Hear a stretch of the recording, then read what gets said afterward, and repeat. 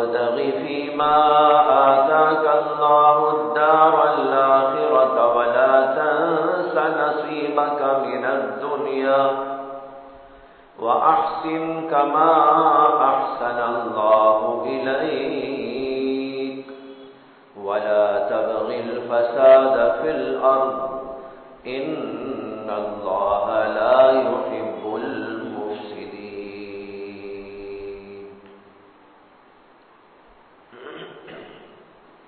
محترم حضرات، بھائیوں، بزرگوں، دوستوں،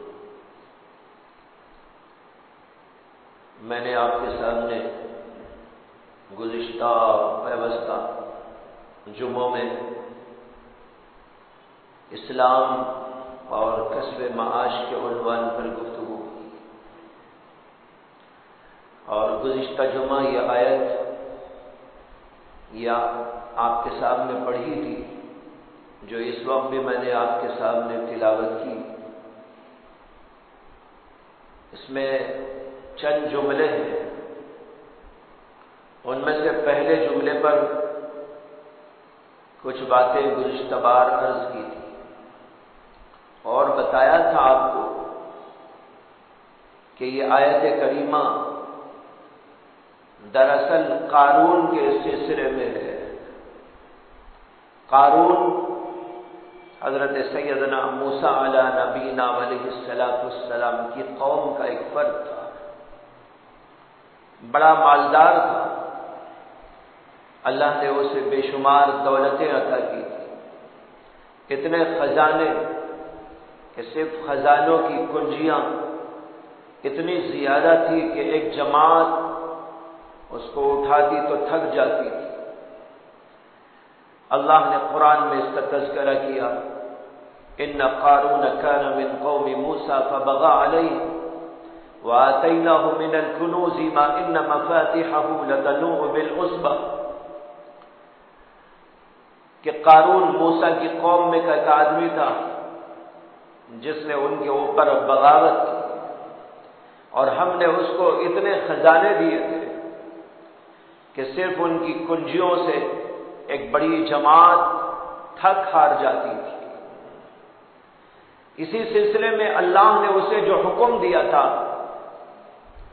وہ اس آیت میں ہے جو اس وقت آپ کے سامنے میں نے تلاوت کی. اللہ نے کہا وابتغی فیما آتاک اللہ الدار الآخرہ، جو مال دولت ہم نے تجھے دی ہے اس کے اندر سے تو آخرت کو تلاش کر، اپنی آخرت کو بنانے کا سامان پیدا کر. مال صرف دنیا کے لیے نہیں دیا گیا ہے، مال اس لیے دیا گیا ہے کہ اس مال سے تو اپنی آخرت کو بنا دے. اس موضوع پر تفصیلی گفتگو گزشتہ جمعہ کر چکا ہوں اور یہ بتا چکا ہوں کہ اسلام یہ کہتا ہے کہ مال اور دولت کے ہوتے ہوئے ایک آدمی آخرت کو بنا سکتا ہے، ایک آدمی اللہ کا ولی ہو سکتا ہے، ایک تاجر اللہ کا ولی ہو سکتا ہے، ایک بہت بڑا مالدار آدمی اللہ تبارک و تعالیٰ کا ولی بن سکتا ہے. یہاں تک کہ میں نے آپ کے سامنے مثال دی حضرت شاہ شجانی کرمانی رحمت اللہ علیہ کی، جو کرمان کے بادشاہ تھے لیکن کتنے بڑے زبردست ولی اللہ نے ان کو بنایا تھا. معلوم ہوا کہ مال سے، دولت سے، تجارت سے، ان ساری چیزوں سے ایک آدمی اللہ کا ولی بن سکتا ہے. یہ کوئی ایسی بات نہیں ہے جو انہونی.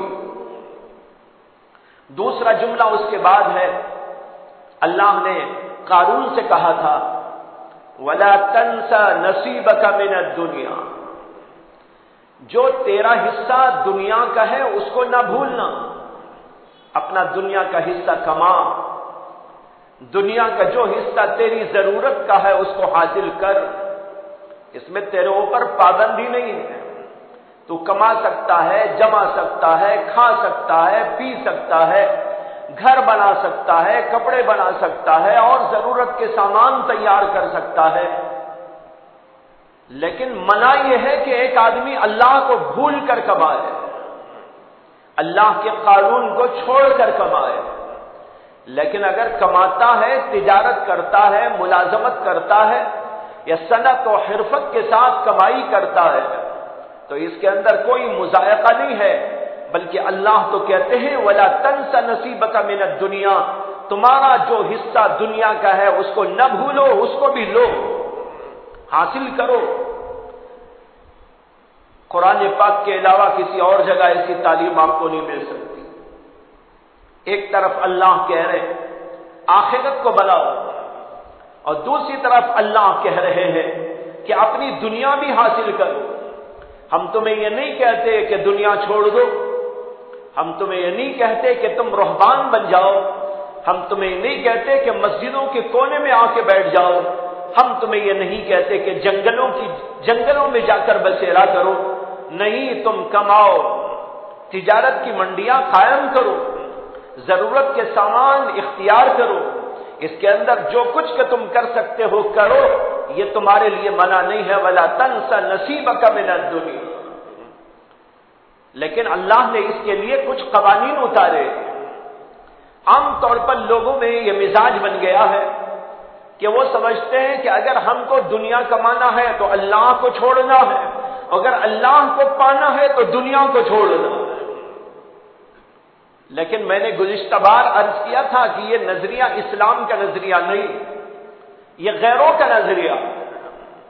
اسلام کا نظریہ تو یہ ہے کہ ایک آدمی دنیا ہی کے اندر سے آخرت کو بنا سکتا ہے۔ وَابْتَغِ فِيمَا آتَاكَ اللَّهُ الدَّارَ الْآخِرَةَ، مال اللہ نے دیا، مال کے ذریعے آخرت کیسے بنا سکتے ہیں؟ جیسے آپ نماز پڑھ کر بنا سکتے ہیں، ذکر کر کے بنا سکتے ہیں، تلاوت کر کے بنا سکتے ہیں، اسی طریقے پر آپ غریبوں کی امداد کر کے بنا سکتے ہیں، آپ دینی کام کر کے بنا سکتے ہیں، خدمتیں کر کے بنا سکتے ہیں۔ اس لیے مال کے ہونے سے یہ سمجھنا کہ ہم اللہ کو نہیں پا سکتے، یہ تصور غلط، اور یہ تصور بھی غلط ہے کہ اگر ہم اللہ کو پانا چاہیں تو ہمیں دنیا کو چھوڑنا ہے۔ نہیں، آپ اللہ کو پانا چاہتے ہیں تو اس کے ساتھ دنیا کی کمائی کر سکتے ہیں۔ اللہ اسی لیے کہتے ہیں وَلَا تَنْسَ نَصِيبَكَ مِنَ الدُّنْيَا، کہ تم اپنے دنیا کے حصے کو نہ بھولو، اس میں کمائی کرو جو تم کر سکتے ہو۔ احادیث کے اندر آتا ہے کہ نبی اکرم صلی اللہ علیہ وسلم نے ارشاد فرمایا التاجر الصدوق الامین یحشر مع الصدیقین والنبیین۔ عجیب و غریب حدیث ہے۔ اللہ کے نبی علیہ السلام فرماتے کہ وہ تاجر جو امانت دار ہو، اور وہ تاجر جو صداقت اور سچائی کا لحاظ رکھنے والا، التاجر الصدوق الامین، صدوق کہتے ہیں سچے کو، امین کہتے ہیں امانت دار کو۔ تو فرمایا کہ وہ تاجر جو امانت دار ہے اور جو سچائی کا لحاظ کر کے کاروبار کرتا ہے، یحشر مع الصدیقین والنبیین، اس کا حشر نبیوں اور صدیقوں کے ساتھ میں ہوگا۔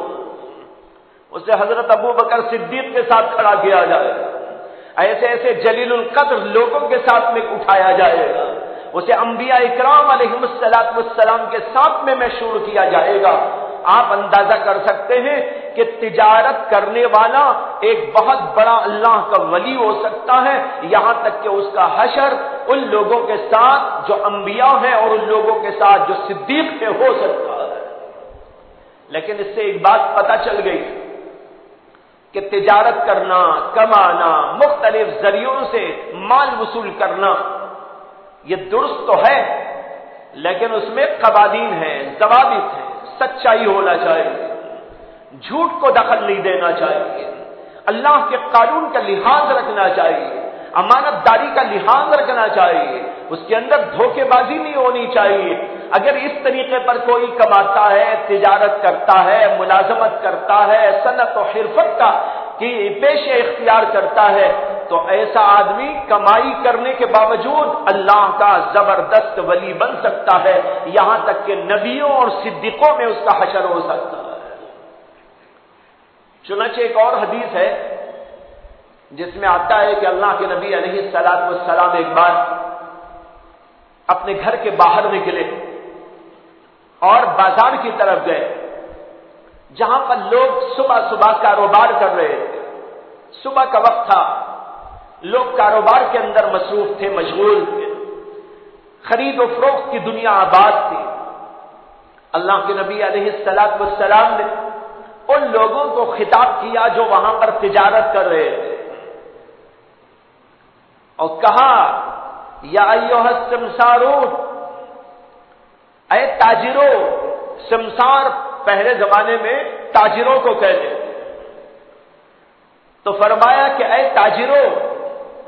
جب اللہ کے نبی نے ان سے کہا اے تاجروں، تو تجارت کرنے والے یہ صحابہ حضور اقدس صلی اللہ علیہ وسلم کو دیکھنے لگے، سارے متوجہ ہو گئے کہ اللہ کے نبی علیہ السلام ہمیں کیا فرمانا چاہتے ہیں۔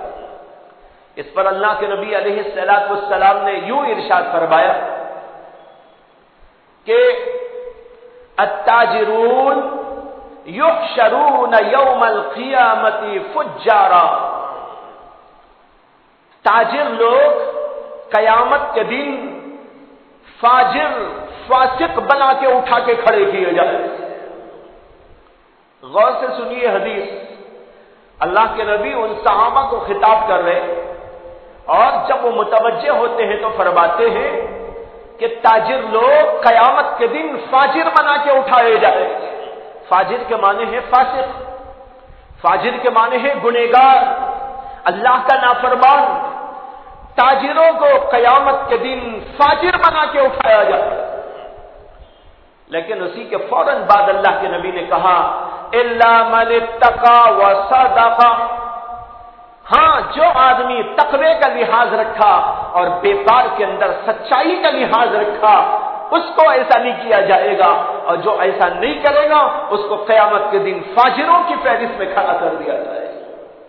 یہ دو حدیثیں، ایک حدیث پہلے میں نے سنائی جس میں اللہ کے نبی صلی اللہ علیہ وسلم نے فرمایا التاجر الصدوق الامین یحشر مع الصدیقین والنبیین، اس میں یہ بتایا کہ تاجر جو امانت اور دیانت اور صداقت کا لحاظ رکھتا ہے وہ نبیوں کے ساتھ اٹھایا جائے گا، اور اس حدیث کے اندر بتایا کہ جو آدمی صدق و صداقت کا لحاظ نہیں رکھتا، تقوی و طہارت کے بغیر کاروبار کرتا ہے، وہ قیامت کے دن فاجروں میں اٹھایا جائے گا۔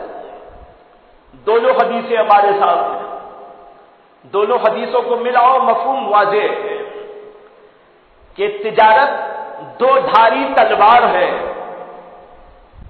آپ اس تجارت سے اپنی جنت بھی بنا سکتے ہیں، آپ اسی تجارت سے اپنی جہنم بھی بنا سکتے ہیں۔ دو حدیثیں دو مفہوم کو ادا کر رہی ہیں۔ اگر صدق و صفا کا، سچائی و دیانت کا، تقوی و طہارت کا پاس و لحاظ رکھا گیا تجارت کے اندر، تو ایسا تاجر اللہ کے برگزیدہ لوگوں کے درمیان محشور کیا جائے گا، انبیاء اور صدیقین کے درمیان میں اٹھایا جائے گا، یہاں تک کہ وہ جنت میں داخل کر دیا جائے گا، اس تجارت اس کو جنت میں پہنچا دے گی۔ لیکن اگر وہاں جھوٹ رہا، وہاں پر امانت کے بجائے خیانت رہی، وہاں پر دھوکے بازی کا سلسلہ چلتا رہا، صدق و صفا کا کوئی لحاظ نہ رکھا گیا، تو پھر وہی تجارت آدمی کو فاسق بنا کے اٹھائے گی، اور آدمی فاسق ہونے کے بعد جہنم رسید کر دیا جائے گا۔ تو معلوم ہوا کہ تجارت جنت بھی بنا سکتی ہے ہماری، اور وہی تجارت ہمیں دوزخ کے اندر بھی لے جا سکتی ہے۔ کب؟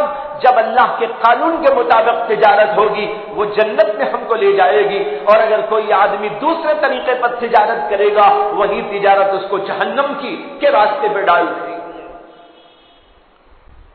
روایتوں میں آتا ہے، تاریخی روایات میں، کہ ایک صاحب بڑے نیک اور متقی آدمی تھے، تجارت کرتے تھے۔ انہوں نے اپنے خادموں سے کہہ رکھا تھا، نوکروں سے،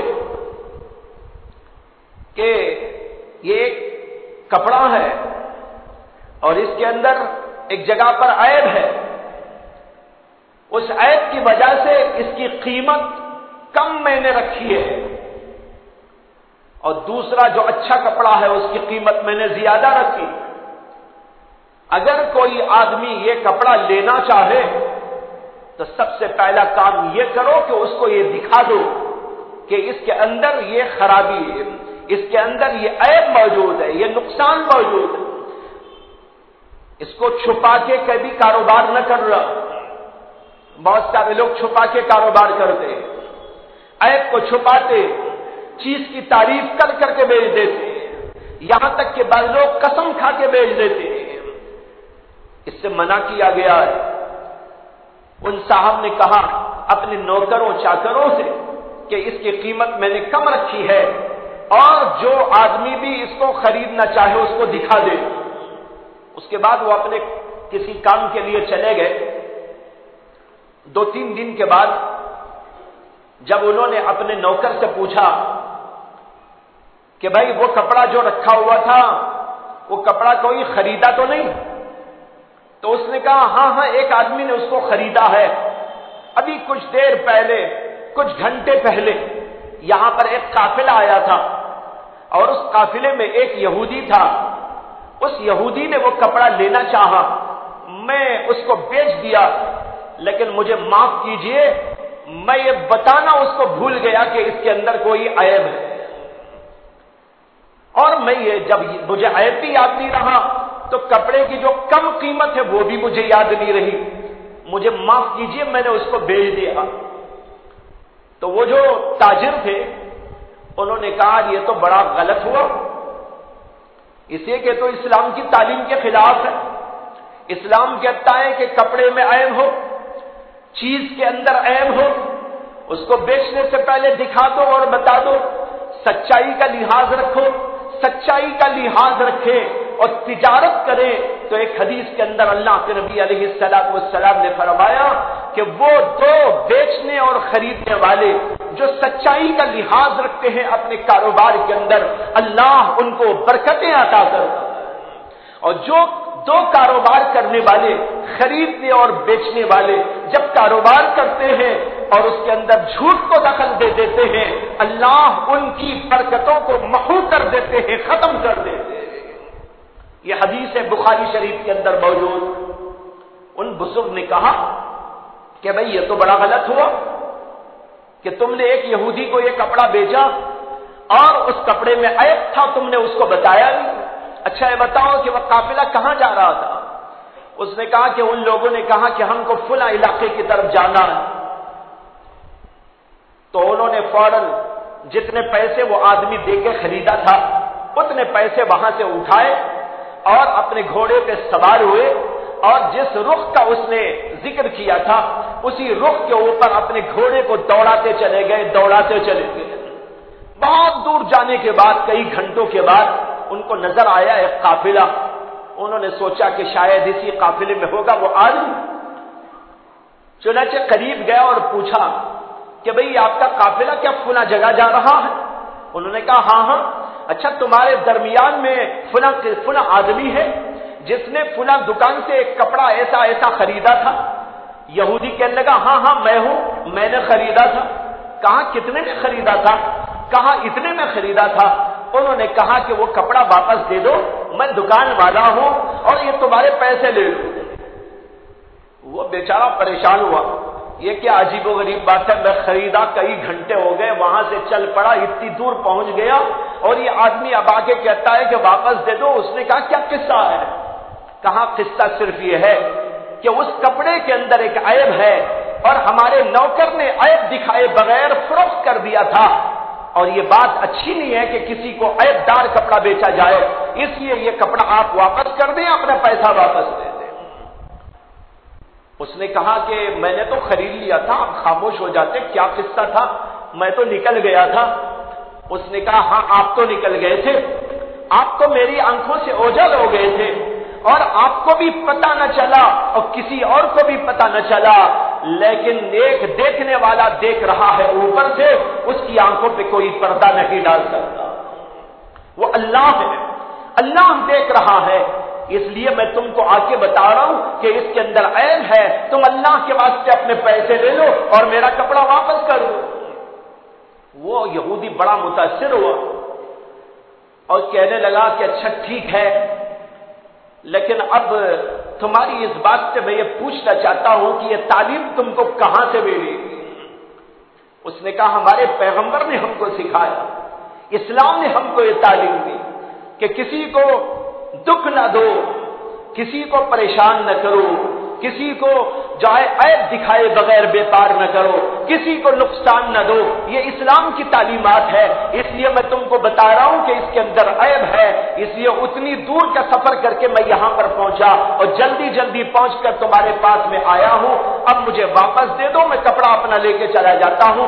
یعنی تو پھر دوسری بات یہ ہو سکتی ہے کہ اب ہم نئے سرے سے کاروبار کریں گے.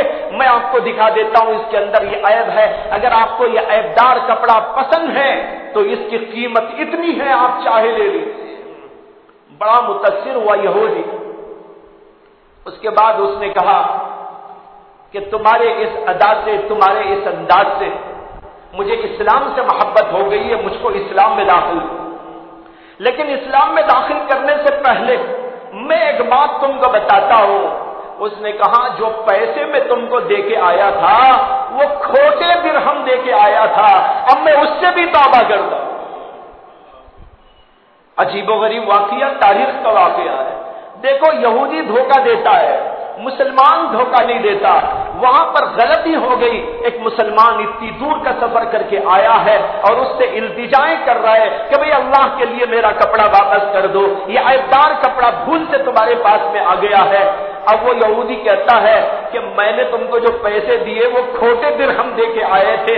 اب یہ غصہ نہیں ہو رہے. اس سے کہتے ہیں کہ اچھا ٹھیک ہے، یہ تمہارے لے لو پیسے. حالانکہ وہ اچھے پیسے لے کے آئے تھے. پیسے دے دیے، کپڑا واپس لے لیا اور اسی کے فوراً بعد اس نے اسلام قبول کیا. یہ ہے اسلام جو اس طرح پھیلا لوگوں کے درمیان میں، سچائی سے، صداقت سے، تاجروں کی دعوت سے، تاجروں کی تجارت سے. لوگ سمجھتے ہیں کہ ہم جب تک دعوت کا نام نہ لیں گے دین نہیں پھیلے گا. میں آپ سے کہتا ہوں اگر آپ حقیقتاً داعی بن گئے تو آپ تجارت کے نام سے بھی دعوت کا پیغام پہنچا سکتے ہیں. لیکن اندر سے ہونا چاہیے داعی، اندر سے بننا چاہیے داعی. اگر اندر سے انسان داعی بن جاتا ہے، دعوت کا نام نہ لے، تجارت کا نام لے، لیکن وہ تجارت بھی دعوت بن جاتی ہے. لیکن اس کے اندر یہ ہونا چاہیے جیسے کہ ابھی عرض کیا گیا، یہ تاریخ کا واقعہ. اس تاریخ کے واقعے کے ساتھ میرا ذہن ایک حدیث کے واقعے کی طرف منتقل ہوا. حدیث پاک میں جس کو امام بخاری اور امام مسلم دونوں نے روایت کیا ہے، حضرت سیدنا ابو ہریرہ رضی اللہ تعالی عنہ اس کے راوی، انہوں نے کہا کہ اللہ کے نبی علیہ السلام نے ارشاد فرمایا کہ پچھلے زمانے کے اندر ایک واقعہ پیش آیا. واقعہ یہ پیش آیا کہ ایک آدمی تجارت پیشہ تھا. اس نے بہت کمایا. کمانے کے بعد اس نے ایک مکان خریدا. مکان جس کو خرید لیا، اس مکان کے ایک حصے میں ایک دیوار ذرا کمزور تھی. خرید لینے کے بعد اس نے سوچا کہ اس دیوار کو استرینو بنانا، اس لیے اس دیوار کو توڑ کر نئی دیوار بنانا چاہتا تھا. دیوار کو جب توڑا تو اسے نیچے نظر آیا کہ ایک بہت بڑا مٹکا ہے. اس نے کہا یہ کیا مٹکا؟ مٹکے کو ہلا کے دیکھا، اٹھا کے دیکھا تو اس کے اندر سونا بھرا ہوا. پرانے زمانے کے اندر خزانے دفن کر دیے جاتے تھے. گھر والے، مکان والے جس میں رہتے تھے، پہلے زمانے میں ٹریجریاں نہیں تھی، پہلے زمانے میں بینکنگ کا نظام اور سسٹم نہیں تھا کہ لوگ لے جا کے وہاں رکھ دیں، لاکرز میں رکھ دیں، یا اپنے پاس بھی ایسا سامان نہیں ہوتا تھا مضبوط اور محفوظ. اس لیے لوگ جو اپنا پیسہ، سونا، چاندی، جواہرات کچھ رکھنا چاہتے تھے تو ان کے ہاں طریقہ یہ تھا کہ ایک جگہ پر اس کو دفن کر دیتے تھے، اس کے اوپر دیوار بنا کے چھوڑ دیتے. اسی طرح کبھی جنگلوں میں بھی لے جاتے تھے. ایسے جنگل میں جہاں کسی کا گزر بسر نہیں ہوتا، وہاں لے گئے اور کہیں پر اس کو کھود کر اندر دفن کر دیا، اس کو اوپر سے مون دیا. لوگوں کو پتہ نہیں چلتا تھا. پھر جب ہونا ضرورت پڑتی تھی تو اس کو کھود کے نکال لیا کرتے تھے. تو یہاں پر دیکھا کہ اتنا بڑا خزانہ ہے، سونا چاندی اس کے اندر بھرا، لاکھوں کا مال اس زمانے کے اندر۔ جب اس نے اس کو نکالا تو اس نے کہا ارے بھائی یہ اس مکان والے نے رکھا ہوگا جس مکان والے نے ہم کو یہ مکان بیچا ہے، لہذا ہمیں چاہیے کہ اس چیز کو اس کو لے جا کے واپس دے دے۔ وہ بھول گیا ہوگا اور اس لیے اس نے چھوڑ دیا اس کو، لیکن جب یہ ہمارے ہاتھ لگا ہے ہمارا فرض بنتا ہے کہ ہم اس کو لے جا کے دیں۔ اس کو کہتے ہیں سچائی، تجارت میں سچائی، اس کو کہتے ہیں امانت داری۔ یہ نہیں کہ جناب جہاں سے جو آیا گھسیٹ کے رکھ لیا، جہاں سے جو مل گیا اس کے اوپر چھاپا مار ڈالا، جہاں سے جو ہاتھ لگ گیا اس کو اپنی تجوری میں بھرتا چلا گیا۔ نہیں، اللہ سے ڈرنا چاہیے اور اللہ دیکھ رہا ہے، اس کا پاس و لحاظ ہونا چاہیے۔ اس خریدنے والے نے کہا کہ یہ مال اس کا مال ہے جس نے ہم کو بیچا ہے، چنانچہ اس کو اٹھایا، الگ سے رکھا اور پھر ان کو اطلاع دی کہ آپ سے ہم بات کرنے آ رہے۔ ٹھیک ہے، وہ آدمی ملنے کے لیے تیار ہوا تو جا کر انہوں نے بتایا کہ بھائی ایک قصہ یہ ہوا کہ جو مکان ہم نے آپ سے خریدا تھا اس کی ایک دیوار کمزور تھی، ہم نے نئی دیوار بنانے کے لیے اس دیوار کو توڑا تو دیوار کے نیچے سے خزانہ نکل آیا اور اس کے اندر بڑا سامان موجود ہے، سونے کا، چاندی کا۔ یہ آپ کا ہے، یہ ہم آپ کو واپس دینے کے لیے آئے ہیں، براہ کرم آپ اس کو اٹھوائیں اور منگوائیں۔ اللہ کے نبی علیہ الصلوۃ والسلام فرماتے کہ جب اس آدمی نے جا کر اسے یہ اطلاع دی تو وہ کہنے لگا کہ بھائی وہ مال تو آپ کا ہے، میرا کیسا؟ وہ مال تو آپ کا ہے، میرا کیسا؟ جب میں نے مکان بیچ دیا تو جو مکان بیچا وہ مکان میں یہ سونا چاندی بھی بیچ دیا، وہ بھی آپ کا ہو۔ کیسے سچے لوگ تھے، کیسے امانت دار لوگ تھے، مال دولت کی ہرس تمام بالکل نہ تھی۔ آج دوسرے کے مال کو ہڑپ کرنے کی لوگ کوشش کر رہے ہیں، جبکہ وہاں یہ سکھایا بتایا جا رہا ہے ان واقعات میں کہ اس کو دیا جا رہا تو وہ کہتا میرا نہیں میرا نہیں، یہ بھی تمہارا، جبکہ وہ مکان اس کا تھا، اسی نے وہاں اس دفن کیا ہوگا، یہ معلوم نہیں کس نے دفن کیا۔ اس نے کہا نہیں نہیں، جب مکان بیچ دیا تو مکان کی دیوار آپ کی، مکان کے نیچے کا خزانہ آپ کا، مکان کے اوپر کی چیزیں آپ کی، سب آپ کا ہو گیا، ہمارا کچھ نہیں ہے، یہ آپ لے جائیے، ہم کو نہیں چاہیے۔ اب یہ اس پر اصرار کرتا ہے کہ نہیں بھائی ہم نے تو صرف مکان خریدا، آپ کا سونا ہم نے نہیں خریدا، آپ کی چاندی ہم نے نہیں خریدی، آپ کا کوئی خزانہ ہم نے نہیں خریدا، ہم نے تو مال خریدا اور آپ کہہ رہے ہیں کہ لے جاؤ۔ نہیں یہ میرے لیے درست نہیں ہو سکتا، آپ لے لیجئے، لیکن اس کا اصرار یہ ہوتا ہے نہیں بھائی ہم نے جو بیچا سب بیچ دیا، یہ آپ کا۔ اللہ کے نبی علیہ السلام فرماتے ہیں پھر دونوں میں چک بک بہت ہونے لگی تو دونوں نے آپس کے اندر فیصلہ کیا کہ چلو ایک قاضی کے دربار میں جائیں گے اور قاضی سے کہیں گے کہ وہ ہمارا فیصلہ کرے۔ یہ انوکھا اور عجیب و غریب قسم کا قصہ قاضی کے پاس میں گیا۔ دنیا میں ایسے قصے تو قاضیوں کے پاس آتے ہیں کہ ہر آدمی کہتا ہے یہ مال میرا، یہ مال میرا، یہ مکان میرا، یہ خزانہ میرا، یہ اسکوٹر میری، یہ کار میری، یہ بنگلہ میرا، یہ روپیہ میرا، دوسرا بھی کہتا ہے میرا میرا میرا، لیکن یہاں قصہ آیا ہے تو ہر آدمی کہتا تیرا تیرا تیرا۔ عجیب و غریب قصہ، ساری دنیا میں قصے آتے ہیں تو میرا میرا کا ہوتا ہے اور یہاں آیا تو تیرا تیرا کا آ گیا۔ قاضی کے دربار میں گئے، قاضی کے دونوں کا واقعہ سنا تو سن کر کہنے لگا ارے عجیب و غریب قصہ ہے، میرے پاس پہلی دفعہ ایسا قصہ آیا۔ بخاری کی روایت ہے اللہ کے نبی صلی اللہ علیہ وسلم فرماتے ہیں کہ اس قاضی نے کہا کہ ایسے لوگوں کو میں نے نہیں دیکھا، پہلی دفعہ ایسا قصہ میرے پاس میں آیا۔ اس کے بعد اس نے دونوں کی بات سننے کے بعد یہ کہا کہ دیکھو بھائی اب یہاں لینے کی تو دونوں کو اجازت ہے، تم لے لو، یہ خود کہہ رہا ہے درست ہے، اور اگر یہ لے لے تو یہ بھی دینے کے لیے تیار ہے، اب کوئی مسئلہ جھگڑے کا ہے ہی نہیں، اس لیے میں ایک بین بات تم سے عرض کرتا ہوں، دونوں راضی ہو جاؤ گے؟ ان دونوں نے کہا کہ ہاں ہم راضی ہو جائیں۔ تو قاضی صاحب نے کیا فیصلہ کیا؟ اس مکان بیچنے والے سے پوچھا کہ بھئی آپ کے پاس جو ہے بچے ہیں، لڑکے ہیں، لڑکیاں ہیں؟ اس نے ہاں لڑکیاں بھی ہیں لڑکے بھی۔ اس سے پوچھا بھئی تمہارے پاس لڑکے لڑکیاں ہیں؟ اس نے کہا ہاں میرے بھی بچے ہیں، لڑکیاں بھی ہیں لڑکے بھی ہیں۔ تو قاضی صاحب نے کہا ایسا کرو، ایک کی لڑکی ایک کے لڑکے سے رشتہ کر دو، دونوں کی شادی کر دو۔ جب دونوں کی شادی ہو جائے گی تو شادی جب ہو جائے گی اور یہ دونوں کے دونوں اس مال کو استعمال کریں گے تو گویا کہ ایک کی لڑکی ہوگی ایک کا لڑکا ہوگا، دونوں کو اس کا نفع پہنچ جائے گا۔ اس طریقے پر یہ فیصلہ کرنے کے بعد وہ دونوں راضی ہو گئے اور اپنے لڑکے سے ایک کے لڑکی کی شادی کر دی گئی اور پھر اس کے بعد وہ دونوں کو خزانہ مل گئے۔ یہ واقعہ سنایا نبی اکرم صلی اللہ علیہ وسلم نے اور فرمایا کہ تعجب ان دونوں پر کیا جائے جنہوں نے مال کو ایک دوسرے کو دینا چاہا، یہ تعجب اس قاضی پر کیا جائے جس نے ایسا عمدہ فیصلہ فرمایا۔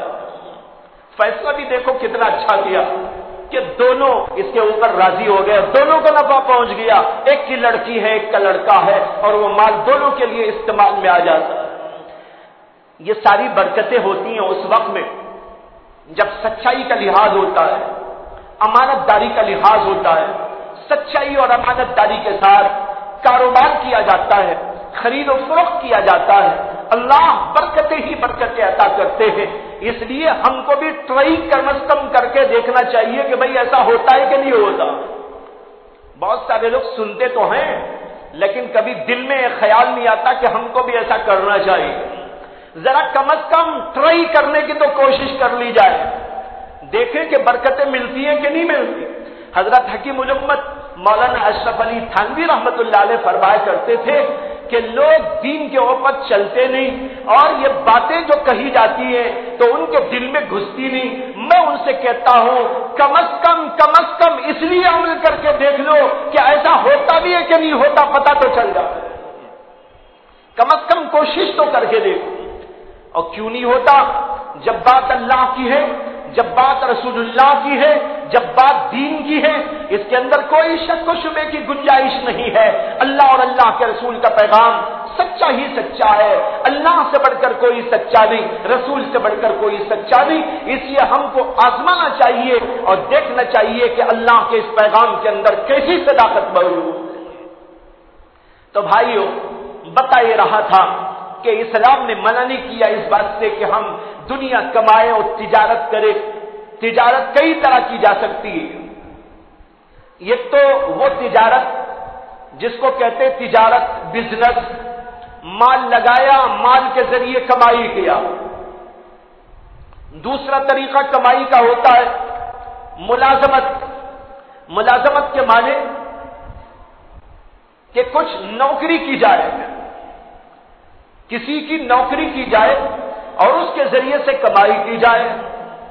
اور تیسرا طریقہ کمائی کا ہوتا ہے صنعت و حرفت، یعنی پیشہ، جیسے کہ ٹیلرنگ کا پیشہ ہے، کارپینٹرنگ کا پیشہ ہے یا کوئی اور اس طرح کا پیشہ ہے۔ مختلف پیشوں کے ذریعے کمائی ہوتی ہے۔ تینوں قسم کی چیزیں اسلام کے اندر جائز ہے۔ تجارت کرو وہ بھی بہت اچھا، اور اگر ملازمت کرو اس کی بھی گنجائش ہے۔ بہت سارے صحابہ تاجر تھے، خود اللہ کے نبی علیہ السلام نے اپنے ابتدائی زمانے کے اندر تجارت فرمائی۔ جبکہ آپ چھوٹے تھے تو حضرت ابو طالب کے ساتھ، جبکہ آپ کی عمر بہت چھوٹی تھی، اللہ کے نبی علیہ السلام اپنے چچا ابو طالب کے ساتھ میں سفر کرتے ہیں ملک شام کا، اور یہ تجارتی سفر تھا، تجارتی قافلہ گیا تھا اور اللہ کے نبی اس کے ساتھ میں شامل تھے۔ اور پھر اس کے بعد جب اللہ کے نبی علیہ السلام بڑے ہو گئے تو آپ نے تجارت شروع کر ڈالی۔ ملک شام کو آپ بھی جاتے تھے اور وہاں سے لاتے تھے اور تجارت کیا کرتے تھے۔ تجارت میں ایسی امانت، ایسی دیانت، ایسی صداقت و سچائی کا لحاظ کرتے تھے کہ لوگوں میں شہرت ہو گئی اللہ کے نبی علیہ السلام کی کہ ایسا تاجر ہم نے نہیں دیکھا جو اتنا بڑا صداقت پسند ہو، امانت دار ہو۔ وہیں سے اللہ کے نبی علیہ السلام کے ساتھ ایک لقب لگ گیا لوگوں کی زبانوں پر، محمد الصدوق الامین۔ یہ محمد ہیں جو بڑے سچے ہیں، امانت دار، جبکہ ابھی آپ نبی نہیں بنائے گئے تھے، نبوت کا اعلان نہیں ہوا تھا، لیکن اسی وقت سے لوگوں کی زبانوں پر آ گیا تھا۔ اسی لیے آ گیا تھا کہ آپ نے مختلف لوگوں کی تجارتوں کے اندر حصہ لیا اور وہاں پر جاتے، وہاں سے لاتے اور کاروبار کیا کرتے۔ جب اللہ کے نبی کی شہرت دور دور تک ہونے لگی اور مکہ مکرمہ کے لوگوں کے درمیان بھی اس کی شہرت ہوئی، تو حضرت خدیجہ الکبریٰ رضی اللہ تعالی عنہا، جو اس زمانے میں ایک بہت بڑی تاجرہ تھی مکے کی، مکے میں حضرت خدیجہ الکبریٰ خود تجارت کیا کرتی تھی اور دوسرے ملکوں سے ان کے روابط، اور اس زمانے میں خاص طور پر ملک شام بڑا گڑھ تھا تاجروں کا، بہت سارا مال وہاں تیار ہوتا تھا، بہت ساری چیزیں وہاں تیار ہوتی تھی، لوگ وہاں پر جاتے، خصوصاً مکے والے وہاں پر جا کر تجارت کیا کرتے تھے اور وہاں سے چیزیں لا کر یہاں فروخت کیا کرتے تھے۔ تو حضرت خدیجہ الکبریٰ رضی اللہ تعالی عنہا بڑی تاجرہ تھی، اور اللہ کے نبی کے بارے میں انہوں نے جب سنا تو انہوں نے سوچا کہ بہت اچھا ہے کہ میں بھی اس نوجوان کو بلا کر جو ہے تجارت میں اس کو لگاؤں، میری تجارت میں، اور ان کے ذریعے سے میری تجارت کو فروغ دوں۔ چنانچہ بلایا انہوں نے نبی اکرم صلی اللہ علیہ وسلم کو اور کہا کہ مجھے معلوم ہوا ہے کہ آپ بہت اچھے بڑے اچھے تاجر ہیں، میں چاہتی ہوں کہ میری تجارت میں بھی آپ کچھ حصے دار بنے اور میری تجارت وہاں سے آپ قائم کریں اور آئے اور جائیں اور میرا مال لے جائیں، وہاں فروخت کریں، وہاں سے مال لائیں اور یہاں پر کریں، اور جو کچھ کے ہوتا ہے اس کے اندر آپ کا حصہ لگا۔ اللہ کے نبی علیہ السلام تیار ہو گئے، اس لیے کہ آپ اس زمانے میں تجارت ہی کر رہے تھے۔ اللہ کے نبی علیہ السلام نے حضرت خدیجہ الکبریٰ کی تجارت میں حصے دار بن کر متعدد مواقع پر ملک شام کا سفر کیا اور تجارت کی، اور تجارت میں وہ انداز سکھایا اللہ کے نبی علیہ السلام نے کہ حضرت خدیجہ الکبریٰ انتہائی متاثر ہو گئی۔ یہ تھا اللہ کے نبی علیہ السلام کی تجارت کا قصہ۔ پھر اس کے بعد ہم دیکھتے ہیں حضرات صحابہ کو، حضرت ابوبکر صدیق بہت بڑے تاجر، حضرت عمر بہت بڑے تاجر، حضرت عثمان غنی باغ والے، ان کے ہاں باغات کا قصہ تھا، تجارت بھی تھی ان کی اور باغات بھی تھے۔ اللہ تعالیٰ نے بڑا مال عطا فرمایا تھا، اس مال کے ذریعے سے وہ تجارت ادھر سے ادھر لے جاتے تھے اور اس کے ساتھ باغ کے اندر بہت کچھ پیداوار ہوا کرتی۔ حضرت عبد الرحمن بن عوف مکے کے بہت بڑے تاجر، ان کے بارے میں آتا ہے کہ جب وہ مکہ المکرمہ سے ہجرت کر کے مدینہ طیبہ تشریف لے گئے تھے تو وہاں مکے میں سارا مال چھوڑ دیا تھا، مکے والوں نے لے جانے بھی نہیں دیا کسی کو، جو ہجرت کر کے جا رہے تھے تو مکے والے اس کا مال لوٹ لیتے تھے، مکے والے اس کے مال پر قبضہ جما لیتے تھے۔ متعدد صحابہ کا مال جو مکہ چھوڑ کے جا رہے تھے مکے والوں نے اس کو دبا لیا تھا کافروں نے، تو حضرت عبد الرحمن بن عوف نے بھی اپنا سارا مال وہی چھوڑ دیا تھا۔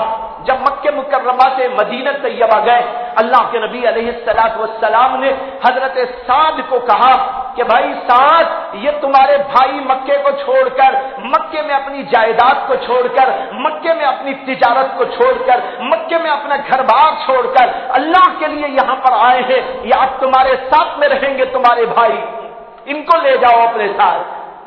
تو وہ ان کو اپنے گھر لے گئے، لے جا کے کہنے لگے کہ عبد الرحمن، میرے گھر میں 2 حصے ہیں، اوپر کا بھی ہے نیچے کا بھی، جو آپ کو پسند ہے لے لو، گھر میں یہ چیزیں موجود ہیں، جو آپ کو پسند ہے اشارہ کر دو، اور آدھے آپ لے لو، آدھے میرے لیے چھوڑ دو، میری 2 بیویاں ہیں، میں ذرا دکھا دیتا ہوں، جس کو آپ پسند کریں میں طلاق دیتا ہوں تو مجھ سے شادی کر لیں۔ حضرت عبد الرحمن بن عوف کہنے لگے مجھے نہ مال کی ضرورت ہے نہ آپ کے مکان کی، تھوڑی سی پونجی اپنے جیب میں لے کے آیا ہوں، لیکن اللہ نے میرے ہاتھ میں تجارت کا وہ گرو عطا کیا ہے، تجارت کا وہ فن عطا کیا ہے کہ کہ میں جہاں جاتا ہوں مٹی میں ہاتھ ڈالتا ہوں اللہ سونا بنا دیتے، اس لیے تمہارا مال نہیں مجھے نہیں چاہیے، البتہ ایک تمہاری مدد مجھ کو چاہیے، وہ مدد یہ ہے کہ تم مدینے کے بازار میں مجھ کو لے جاؤ اور ذرا انٹروڈیوس کرا دو، تعارف کرا دو، لوگوں سے میرے ملاقات کرا دو، تاجروں کو میں دیکھ لوں گا، وہ مجھ کو دیکھ لیں گے، اس کے بعد میرا ان کا معاملہ ہوگا، میں تجارت اپنی خود ہی سنبھال لوں۔ اب اس کے بعد مدینے میں انہوں نے تجارت شروع، چھوٹے سے پیمانے پر تجارت، لیکن چند ہی مہینوں کے اندر مال ان کا بڑھتا چلا گیا اور چند سالوں کے اندر اللہ نے ایسا ان کو دنیا کا مالدار بنا دیا کہ سارے مکے و مدینے میں ان سے بڑا کوئی مالدار نہیں تھا۔ لیکن اللہ کا ڈر، اللہ کا خوف، سچائی و امانت، دیانت و صداقت، اس کے پیکر تھے وہ لوگ۔ ایک دفعہ ان کے پاس دوسرے ملک سے بڑا غلہ آیا، تجارت کا غلہ، تجارت کرتے تھے وہ، غلے کی تجارت، اناج کی تجارت۔ تو دوسرے ملک سے غلہ آیا، اور کتنا غلہ آیا؟ 100 اونٹوں پر بھرا ہوا، 100 اونٹوں پر بھرا ہوا غلہ۔ سارے اونٹ جمع ہو گئے۔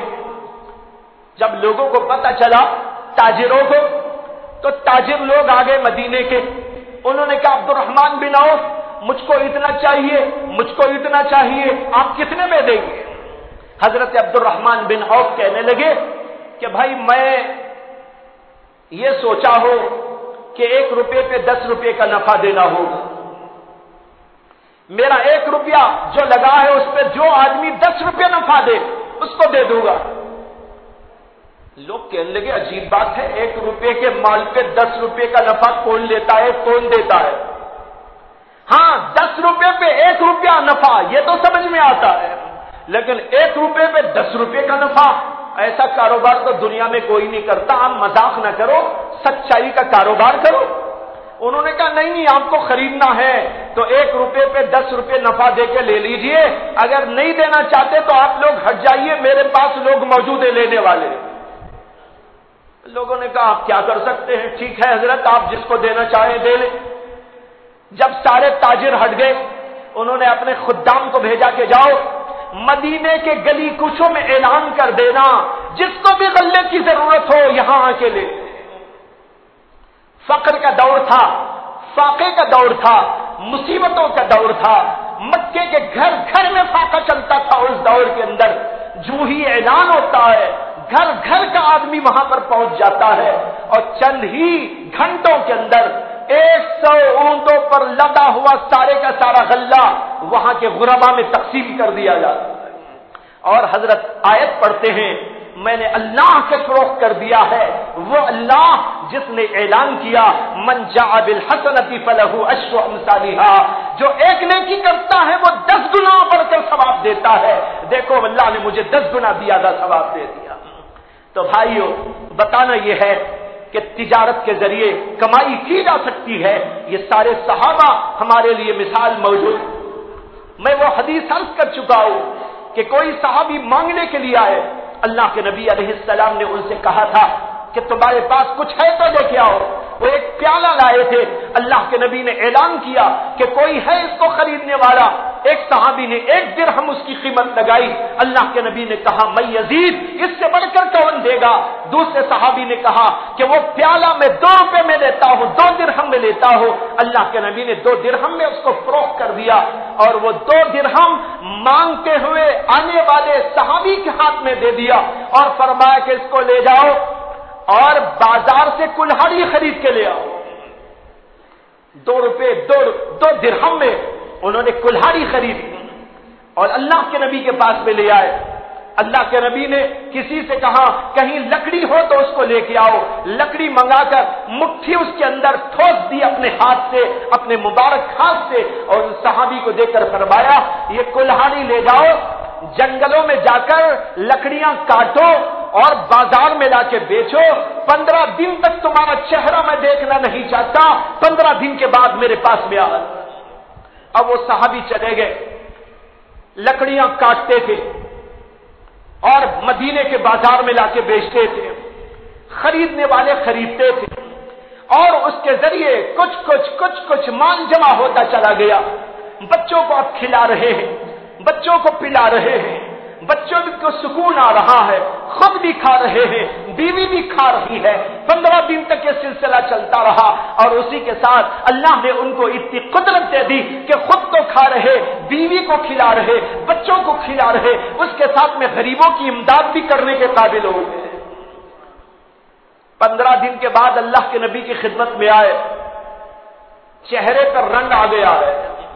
پہلے آئے تھے تو چہرے کا رنگ فق ہو گیا تھا، فقر تھا، فاقہ تھا، مصیبت تھی، کھانا نہیں کھایا تھا۔ آج آئے ہیں تو چہرے پر رنگ نظر آ رہا ہے۔ اللہ کے نبی نے کہا، یہ بتاؤ یہ ادا اچھی ہے کہ وہ ادا اچھی ہے؟ کسی کے سامنے ہاتھ پسارنا تمہارا اچھا ہے، یا آج کی یہ ادا اچھی ہے کہ تم خود کھا رہے ہو، بیوی بچوں کو کھلا رہے ہو، اور اس کے ساتھ یہ ہے کہ تم کسی غریب کی مدد بھی کر سکتے ہو؟ یہ ہے اسلام کی تعلیم۔ ایک واقعہ اور حدیث کے اندر آیا، صحابہ بیٹھے ہوئے تھے، اللہ کے نبی علیہ الصلوۃ والسلام کے ارشادات کا سلسلہ جاری تھا۔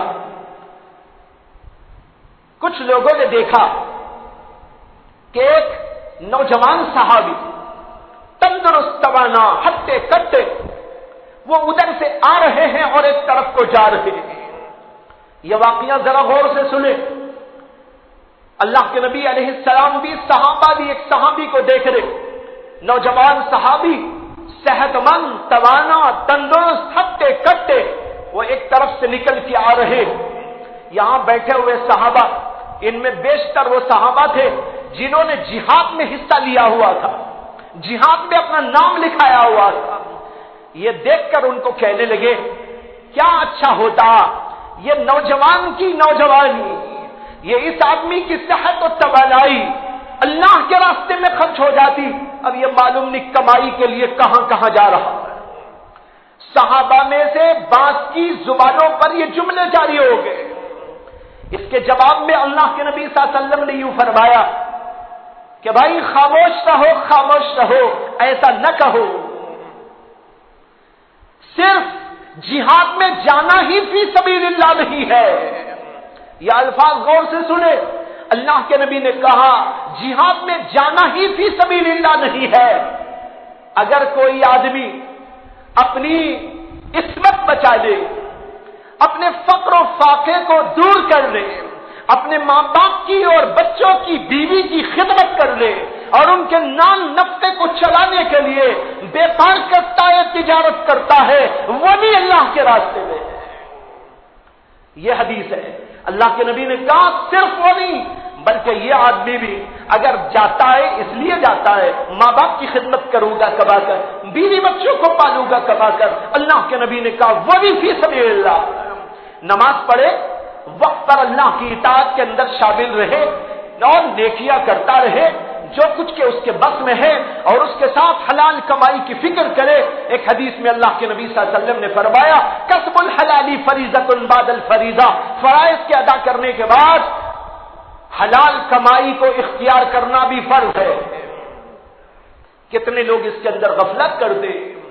بھائیوں، اس ساری بات سے خلاصہ یہ نکل آیا کہ اسلام کوئی خشک مذہب نہیں ہے جو رہبانیت کی تعلیم دیتا ہو، بلکہ وہ زندگی کے اصول بتاتا ہے، زندگی کا طریقہ بتاتا ہے، اس کا سلیقہ سکھاتا ہے، اس کی تمام ضروریات کا لحاظ کرتا ہے، انسان کی فطرتوں کا لحاظ کرتا ہے۔ ان ساری چیزوں کے اندر یہ بات آپ کو اچھے طور پر نظر آ رہی ہے۔ اس لیے آدمی کو کمائی کی فکر کرتے ہوئے حلال کمانے کی فکر کرنا تاکہ التاجر الصدوق الامین میں وہ داخل ہو جائے، یہ بہت اچھی بات ہے۔ اللہ تبارک و تعالیٰ سے دعا کرتا ہوں کہ اللہ تعالیٰ ان مضامین کو سمجھنے اور صحیح طور پر اس پر عمل کی اللہ توفیق عطا فرمائے۔ وآخر دعوانا ان الحمد للہ رب العالمین۔